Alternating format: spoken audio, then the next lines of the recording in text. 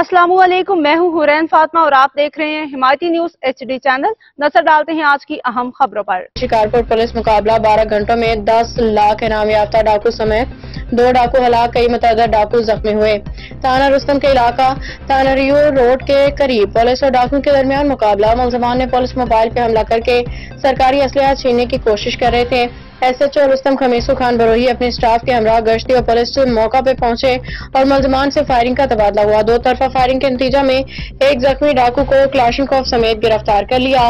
गिरफ्तार मुलजिम की शनाख्त अली मोहम्मद और टिकू वल्द लखमीर गरानी जतोई के नाम से हुई है।